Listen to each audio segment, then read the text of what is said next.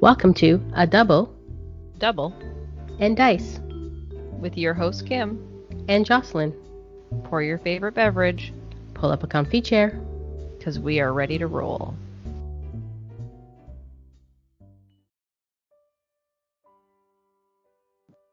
Welcome to episode 38 of A Double and Dice. And today we're going to talk about our Switcharoo game, Switcharoo teams, and possibly a double Switcharoo. But before we get to that, we're actually going to dive into the dice bag first again. And we have I guess it's things not in the dice bag. I guess it's not unusual now if we're doing it the second episode in a row. Yeah, so we're diving into the dice bag first.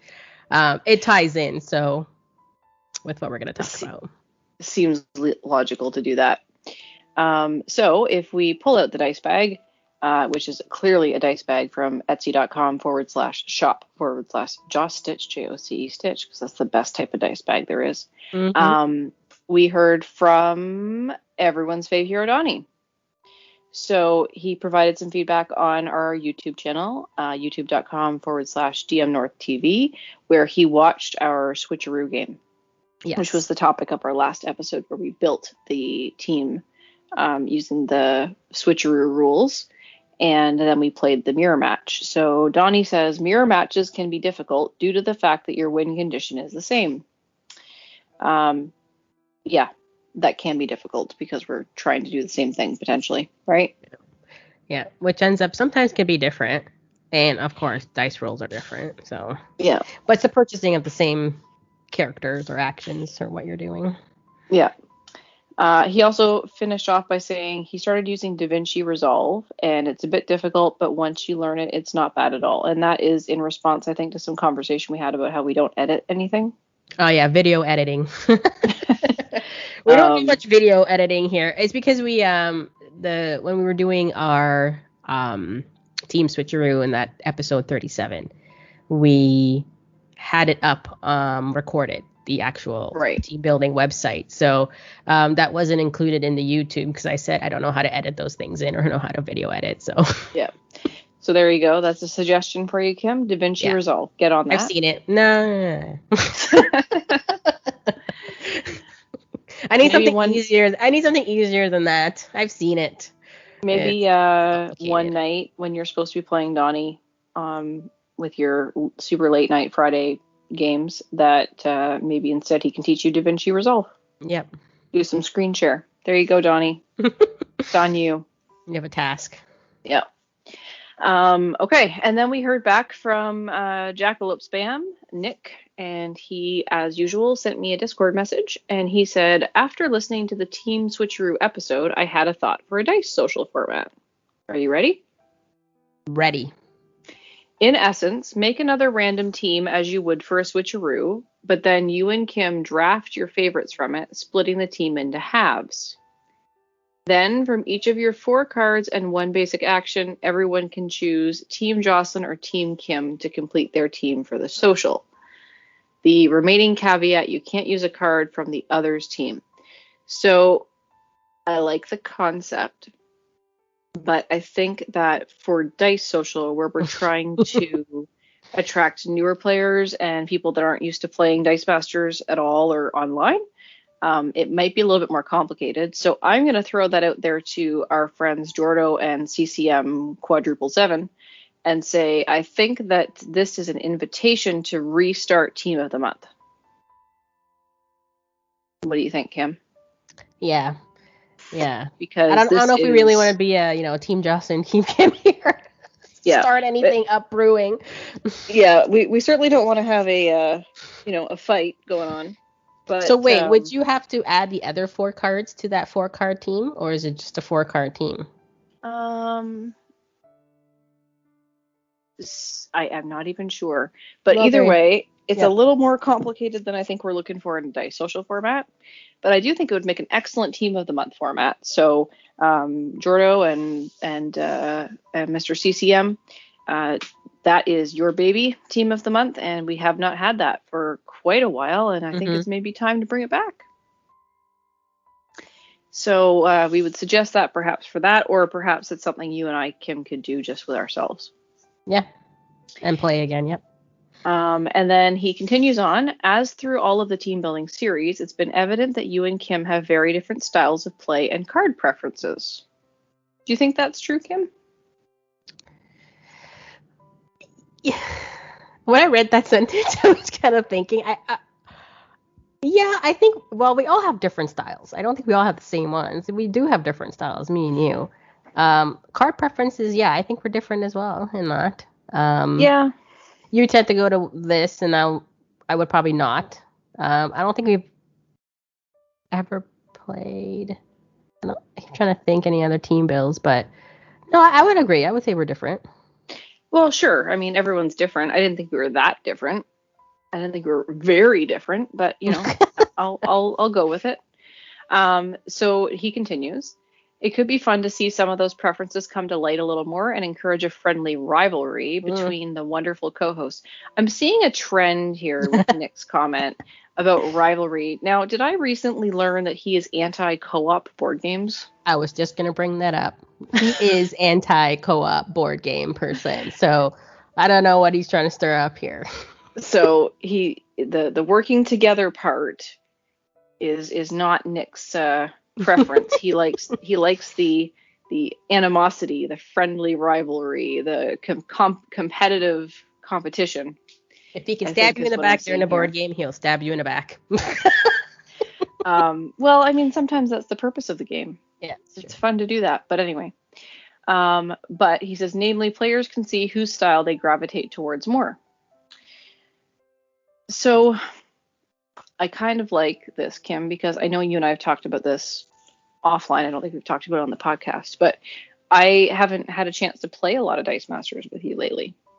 No, yeah, because we haven't been hooking up as we usually do. In before times. Yeah. But now that things are starting to open up a little bit, maybe we would have an opportunity, because I think one of the struggles, as we have talked about on the podcast before, is you're a night owl and I'm a morning person and I have to work early, so it's hard for me to be up late. And when you're playing from home, you can't really start until your son goes to bed, right? Yeah, 9 o'clock. Which is a little bit on the later side for me. If we're going to start like a 3-round online event or something like that, I kind of need to be done everything by 10:30. So that can be a little tough. So, you know, maybe as things start to open up, when we all feel safe and what have you, we can start getting back into playing and we can use some of these ideas for our local games. Yeah. Yeah, or saving that, we can try and squeeze some time in. Although your dance card's pretty full, Kim.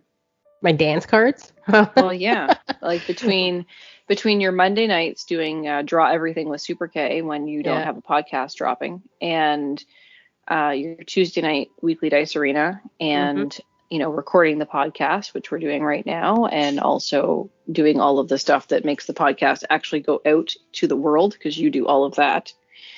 And then playing, what else do you play? You play Donnie, and then we have another online game we're playing, and things like that. Board games, and then we have Dice Social. At least Dice Social is once a month. It's not weekly. Yeah, but you know, your dance card's pretty full. It's hard to squeeze some time in there with you, Kim. So yeah. As I said, it has to be after 9. It has to be after 9. Unless my son is shipped off to the grandparents, then it becomes during the days, all right, or earlier. Well, in that case, we need to ship him off a little more often. Yeah, until the summer's done and he's back to school. Yeah. Does he like babies? Does he like babies? Yeah. He hasn't really been around another baby. Oh, well, maybe I could ship him off to my sister with her new baby. She's home. She's on mat leave. Yep. She just had a baby girl. And, you know, he could hang out with my nephew. He'd be like the big older guy. Nathan would love it. Nathan and Noah, fast friends. Noah just want him to run after him the whole time. Yeah, Nathan would be totally on board with that. Yeah. Nathan now has a fanny pack that he fills with snacks. Oh. So there's always snacks. So that's good, right? Nice. Yeah, he's trying to give snacks to his newborn baby sister. Not yet. No, but we appreciate that he's trying to do that. He's also giving her toys. I don't think she can hold anything really, but he's trying to engage with her, and it's really adorable. Anyway, we're off track. Why did we get there? Oh, we were trying to find somewhere to send Noah so that you could come out and play Dice Masters, was what the purpose of that was. Okay, so let's come back to this comment here. Your last sentence there. So sort of like just building some teams in our card styles. You know what would be fun, Kim? I'm just thinking this out loud. And I know we talked about this at a local event once a long time ago, and I don't know if we decided not to do it or we were just worried that people would build crappy teams, but I think that you should build a team and give it to me, and I should build a team and give it to you. And not like a crappy team or a team that you know that you're going to be able to beat or whatever, but just a team that you would normally play. Yeah. Okay. And then see how I would play it compared to how you would play it. That could be another thing we do if we're going to start to do some videos. Right? So that could and be more fun. Team building and playing. So if we did that, then again, you build a team and you give it to me first and I play you. And then because it's your style, we could flip back and then you could play it in the way you normally would and we could see what the differences are. So would it be a mirror match or just me playing your team and you playing my team? Yes, the second one. A mirror match. I build a team for you and you build a team for me. And then when we play it, are we both playing the same team or we're just playing the teams that we build? No. So you build a team, like let's say you build an orbital strike team. We all know how much Kim loves #orbital strike. And you give that team to me, and that's not a team that I've really ever played with. Right. And you're going to play that against And I'm going to play that. And then I'm going to build a team for you. I don't know what that team would look like. Sidekick Swarm, maybe. And you have to play the Sidekick Swarm team. Angela Infiltrate, right? Something that you haven't played with. And then after we've each played the other person's team, we'll flip back and play the team that we're more comfortable with and see what the difference is. I like that idea. Is that enough of a friendly rivalry for you, Nick? Let us know. Let us know in the comments below. Let us know in the Discord or however you like to give us feedback. And then he finally ended by saying he needs to go watch the actual gameplay of the Switcheroo team since he only caught the tail end of it. He sort of showed up basically as it was over. But we also didn't give anyone a lot of notice that we were going to be playing that game. We told ourselves and we forgot to tell anyone else. So there was limited folks there. That may have been by design. I think we got the crowd that we wanted to usually. Yeah. No, it was fun. We had a good time. Playing the Switcheroo teams. So yeah, I think we talked about beer and other things. I don't even know if we were really playing the game or not. Hey, we were playing the game, but we were socializing. We were chatting. Socializing. Yeah. It was like a dice social.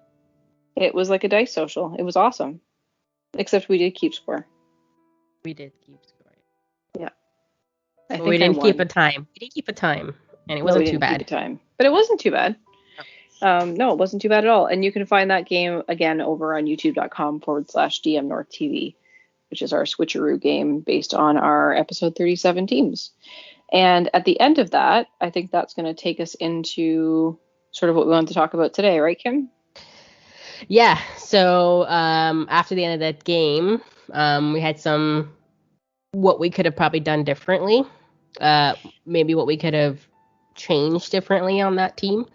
Because we did struggle with one thing. What was that, Kim? Prep. We had no ramp, prepping. We had nothing prepping, churn to do any of that, so it became a very heavy bag. Yeah, our bags were filled of dice. Yeah, that was definitely a part that was missing from that team. Yeah, So yeah, and I had forgotten because it'd been a while since we'd recorded the episode, and because my brain is old and tired. I'd forgotten that the whole purpose that we had decided was that we were going to use the Bizarro Global to switch the A and the D.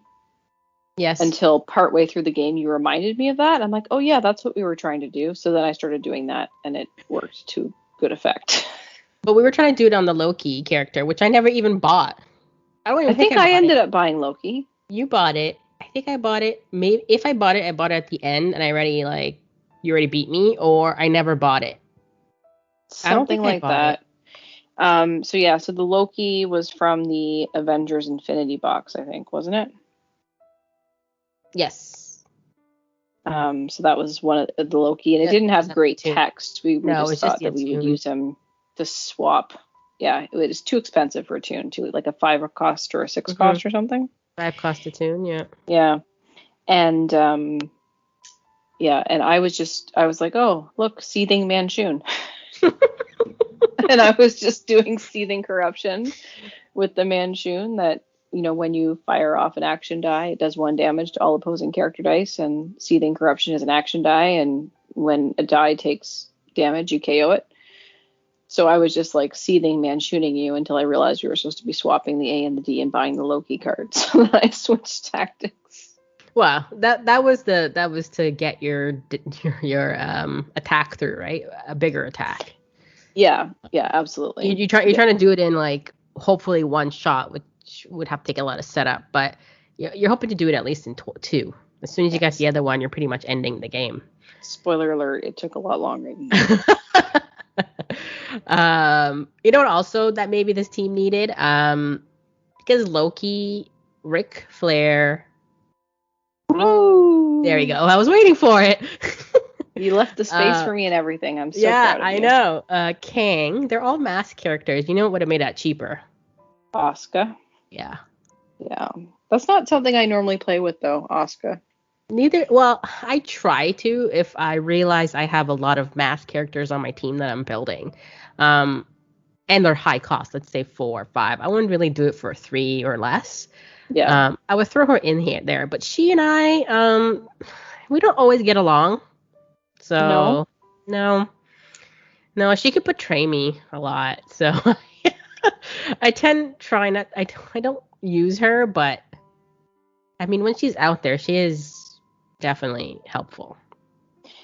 Yeah, and that's the Asuka from the WWE set. She reduces the cost of mask characters. Yes. And then when you field a mask character, she gets a buff, right? Correct. Yeah. So we sort of talked about, because we had done the switcheroo rules, which is we switched out 4 cards, right? Yes, and ours was modern unrestricted, so it's just switching out 4 cards. Yeah.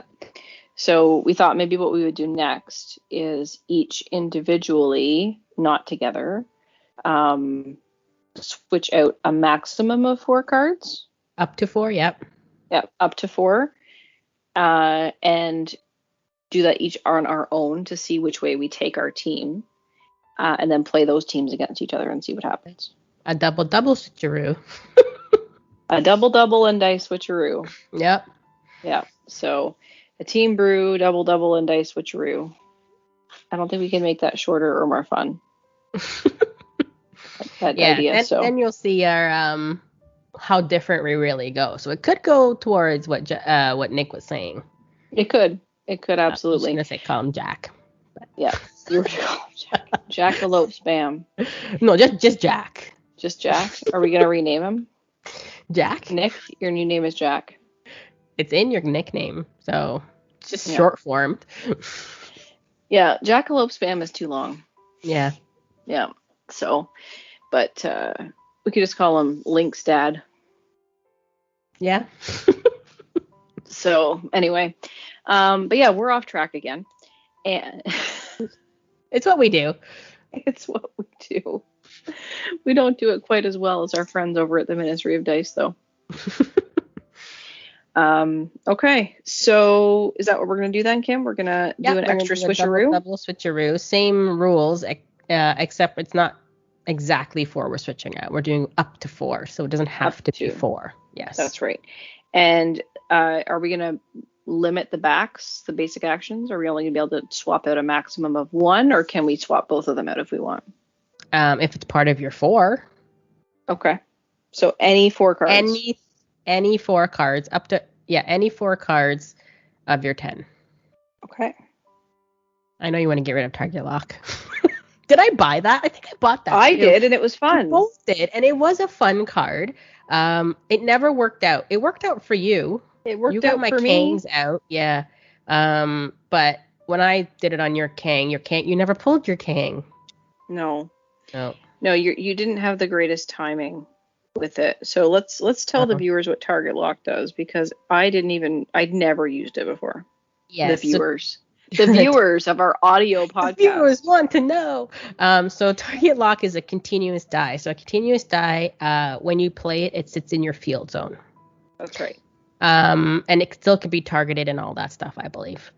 So it says place target lock on an opposing character card. It is still in the field zone. Each time your opponent draws that card's die during their clear and draw step, they send it to the use pile and you prep a die from your bag. At the end of your opponent's clear and draw step, send target lock to your use pile. And that's a 3 cost. Right. So basically, that was the only prep and churn we had. Yeah. On the team. So you had to buy that. It is a 3 cost. Mm-hmm. And that's what I was doing. I was using your Kang, because you were using Kang for the swarm, right? So you were able to still swarm, but you couldn't actually put the Kang. You couldn't actually roll the Kang, right? Right. So I still swarmed with it and put it in the use pile. Yeah. But in a way, that kind of helps your swarm, because you don't risk fielding your swarm character when you don't need him. That's true. Right? So yeah, game was actually surprisingly pretty good with his stats. It's just that level 3 fielding cost on the Kang. Yeah, too. Well, that's what your yawning portal. That's what yawning. Oh my gosh. It's not yarning. Yawning portal. Oh my we gosh, had the we went with the wrong yawning portal on that team too. Yeah, because it's the one that when you field a character, it fields for free. And each time you field it reduces the purchase cost by 1. And then anything purchased is added to your bag. Yeah, it's like Big Entrance on steroids. But I think it would have been better if we'd run one of the other ones. So Yawning Portal Adventurous Clientele is the 2 cost. Your character dice are free to field this turn. When you field a non-NPC character die, prep a die from your bag. Or the 3 cost, Accessing the Undermountain. Your character dice are free to field this turn. When you field a non-NPC character die, prep a die from your use pile. Dun, dun, dun. That's, yeah, I haven't really played much with Yawning Portal, so I know a lot of people play it. A lot of people play the one that we just talked about, right? The first one, Comfortable In, the one that was part of the team that we had. But it just didn't really work out for what I needed it to, and I felt like later in the game it was a hindrance to have it in my bag rolling around. Yeah. Once you need what you get out of it, you don't need it anymore, right? So you're hoping to roll energy for it after that fact, but yeah. I never bought it. Or I don't think I ever bought it. You didn't buy it. No. So I was king. Yeah.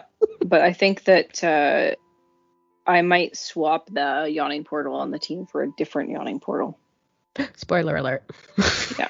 Well, I didn't say which one. Now I know. Yeah, that's true. I didn't say which one. We'll go cheaper one. Do you think so? We'll find out now, won't we? Spoilers. Other than that, we did not use Bizarro's Global. Nobody bought Istrid Horn, which is the one that turns off a global. Bizarro's Global. Did you use it? Mm-hmm. For whom? We both bought Bizarro, which is funny. I don't even remember, but I remember that I used it at one point. You did buy it. I bought it because I rolled 7, and you said, yeah, I'll buy it. And it saved you from when you did your last damage, because that was a big damage that went through with him. Yeah. Yeah, so we bought the Bizarro. I used the Global. I bought the Loki. I don't remember if I got to swap the Loki. I don't even remember if I got to field the Loki. Maybe I should go back and watch our game. I know, eh? I have no recollection of it. No. Because, Istrid turns off the global ability, and the only one that would really hinder... Actually, it wouldn't. Actually, there wasn't really the swapping, I guess, maybe. But nobody bought it. I think that was the only global on the team, wasn't it? And the Ric Flair. Oh, right, Ric Flair. That one was handy. Woo! And that one is the pay for generic. Yes. And give target character die +4 attack. Yeah. Which is kind of a really cool global. Mm-hmm. If you have extra, I think, energy kicking around. Yeah, the problem was we didn't have enough energy kicking around, which is why we needed a more prep and ramp and churn. Yeah, our bags were heavy, but Yeah, it was fun. I did like the team. It was I enjoyable think to there play were cards I parts haven't of the played teams before. that were really good. Yeah, For sure. I had a good time playing it. I had played Seething Corruption and Manchun before, so for me that wasn't really new. It's actually just an easier version, and we've talked about that team before. My Grey Hunter team, which was my Songbird team, because I was playing around with Seething Corruption for quite a while.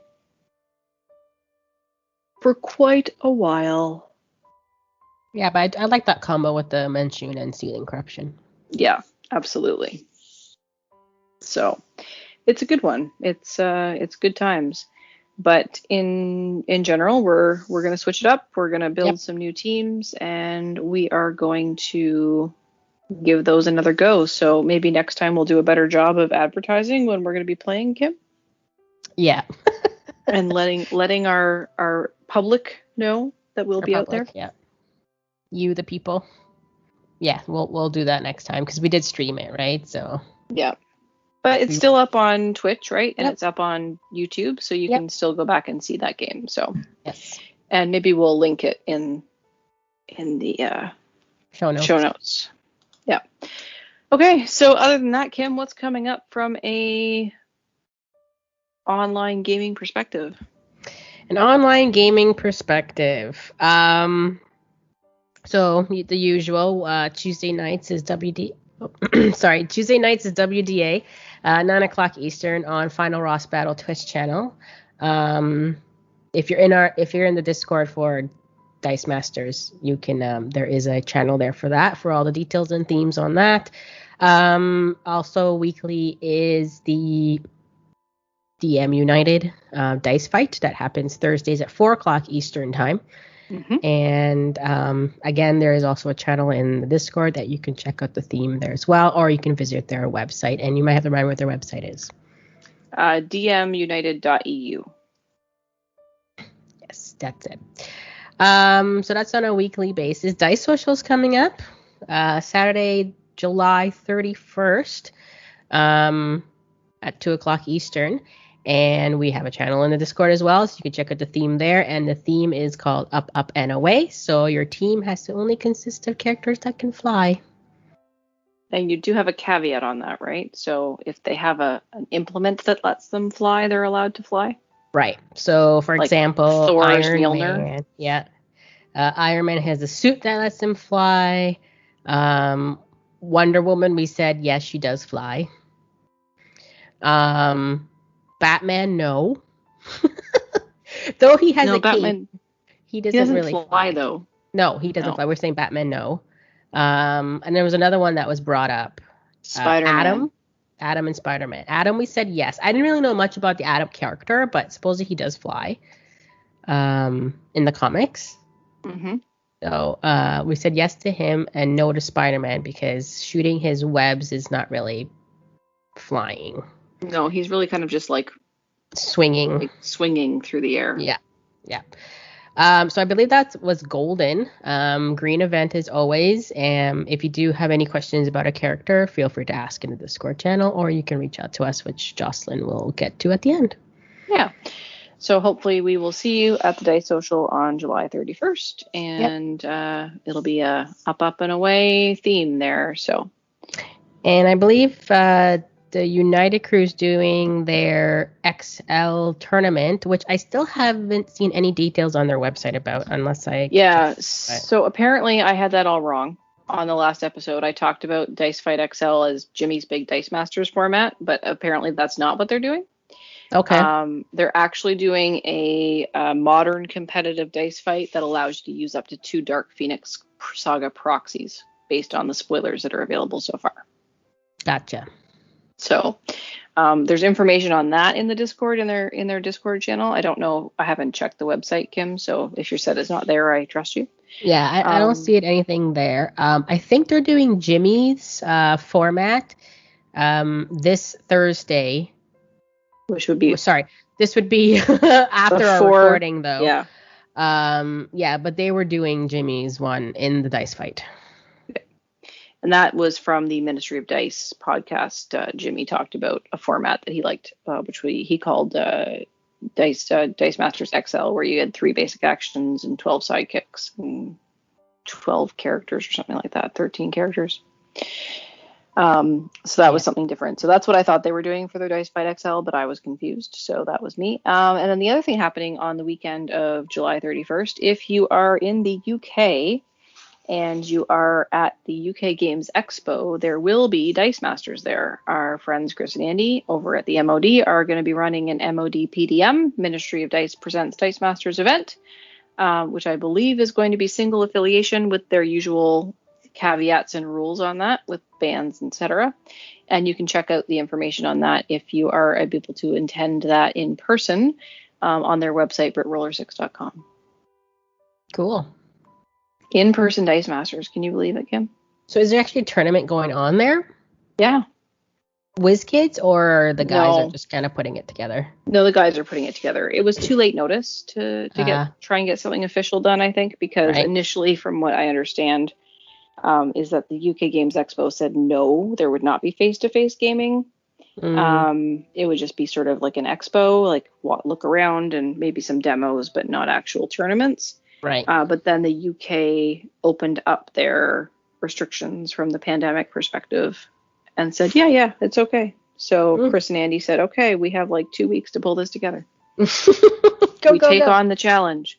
Yeah. So they're gonna run an event there. So that's great for them, and kudos to those folks, and hopefully you guys will get a great turnout. I believe they're capping it at 16 players. So if you're interested in that, you need to register on the UK Games Expo website. Nice. Yeah. So, Kim, does that bring us to the end of the episode today?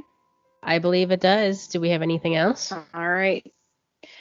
I don't think so. I think that's everything we've got. So I will say that Kim and I are preparing our next series of podcasts. We have something that we think will be fun and interesting for the next little while. It is not an extension of the team building series because I have not been able to talk Kim into that. But tune in for our next episode where you will hear more about Dice Masters in our new series. So that'll be really exciting. In the meantime, we would love to hear from you. So you can find us in all sorts of places, some of which I've already mentioned on this episode, and I will mention them again. So you can send us an email at dmNorth.com. You can visit our website, dm-north.com, and leave a comment on our episode post. You can find us on all the socials, which include Instagram, Facebook, and YouTube at dmNorthTV.